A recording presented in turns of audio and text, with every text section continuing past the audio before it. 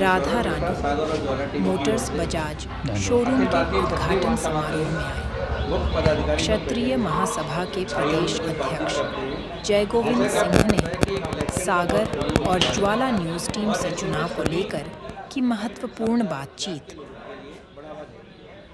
ऐसे में प्रदेश से बातचीत करते हुए उनसे बातचीत करना चाहूँगा कि आगामी लोकसभा चुनाव में क्षत्रिय समाज किस ओर जाना चाहिए।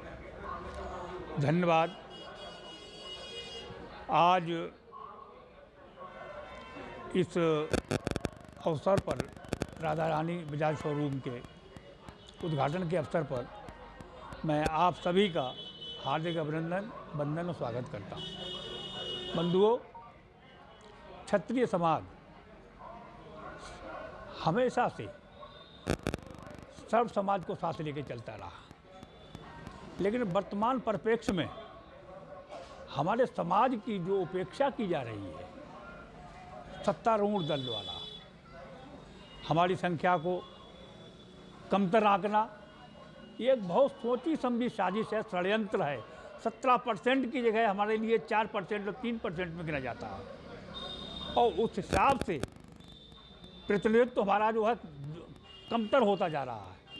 हमारे समाज में इसको लेकर काफ़ी रोष है और हम लोग जो है विरोध प्रकट कर रहे हैं।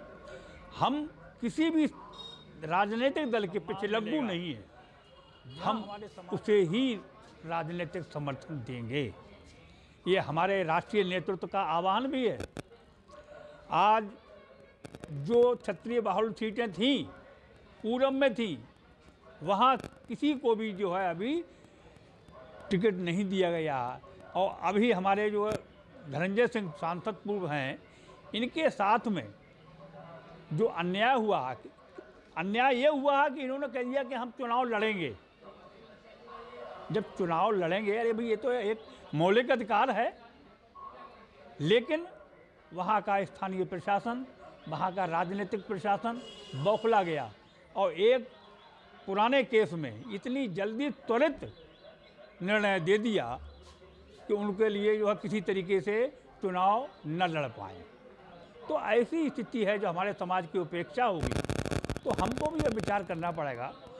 हमारे योगी जी हैं, वो किसी वर्ग विशेष के नहीं, साधु संत हैं, लेकिन उनको एक ऐसे समाज से जोड़ा जा रहा है, क्षत्रिय समाज से। ये सही है, उनके कर्म और जो उनकी मतलब पैदाइश है वो क्षत्रिय समाज में हुई है, लेकिन जब संत हो जाता है तो वो किसी एक विशेष समाज का नहीं होता, वो सर्व समाज का है। उनकी नीति रीति के लिए हम लोग अनुसरण कर रहे हैं और अपने समाज से अपेक्षा कर रहे हैं कि जो लोग बैकवर्ड और सवर्ण के हिसाब से जो विभाजन कर रहे हैं, ये बहुत ही इसका परिणाम घातक होगा। बंधुओं, आज स्थिति विषम है। चाहे राम मंदिर का मुद्दा हो, रामचंद्र जी हमारे समाज सूर्यवंश से आते हैं, वहाँ हमारा कोई भी प्रतिनिधित्व नहीं है। इसी तरीके से जो EVS EWS जो लागू किया गया था, इसका सरलीकरण की हम लोग मांग कर रहे हैं, उसमें भी कोई कदम नहीं उठाया जा रहा। तो बहुत से ज्वलंत मुद्दे ऐसे हैं, उनको हम ये चाहते हैं कि अगर समय रहते इन पर विचार नहीं किया गया तो निश्चय ही हमारा समाज आंदोलन और धरना करने को विवश होगा। चाहे वो सत्तारूढ़ दल हो, सत्तारूढ़ दल को इस बात की सोच रखना चाहिए। हमको ये कहा जाता है कि अरे हम लोग जाएंगे कहाँ, हम तो बीजेपी के हैं। अरे भाई बीजेपी की तो बीजेपी को भी सोचना चाहिए हमारे लिए, हमारे समाज के बारे में। तो कहीं ना कहीं जो उपेक्षा हमारी हो रही है उससे हमारा समाज उद्वेलित है और आंदोलन करने को विवश होगा। निकट भविष्य में एक हम लोग राष्ट्रीय स्तर पर एक बृहद पंचायत बुला रहे हैं और उसमें जो भी मुद्दे हम लोगों ने तय किए हैं, उन मुद्दों का समाधान अगर हमारे समाज के हित में, हमारे हित में नहीं होता है तो हम अपने विचारों को भी बदल सकते हैं। वैसे भी ये कहा गया महात्मा गांधी ने कि मूर्ख और मृतक अपने विचारों को कभी नहीं बदलते। तो ना तो हम मूर्ख हैं और ना हम मृतक हैं, तो विचार तो बदलते रहते हैं। तो समाज सेवी के साथ साथ राजनीतिक दलों से अपेक्षा है कि वो हमारे समाज की उपेक्षा अगर करेंगे तो इसका परिणाम भविष्य में अच्छा नहीं होगा। मैं आपके मीडिया चैनल के माध्यम से ये मांग करता हूँ कि हमारा दिन प्रतिदिन जो प्रतिनिधित्व घटता जा रहा है, इसके बारे में सभी दल सोचें, जो सही आंकड़े हैं वो प्रस्तुत करें। 3 और 4% वाले आज के परिप्रेक्ष्य में जो है ये राजनीतिक दल के टिकट प्राप्त कर रहे हैं और 17% की उपेक्षा की जा रही है। ये भी कहाँ का न्याय है?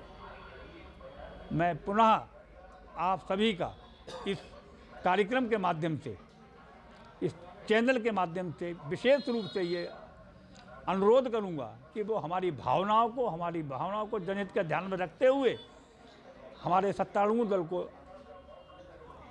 इस बात के लिए जो है बताएं कि जो समाज सदैव से 90% 95% गत इलेक्शनों में हमारा समाज ने भाजपा का साथ दिया था, उसका परिणाम आज हमारे सामने है।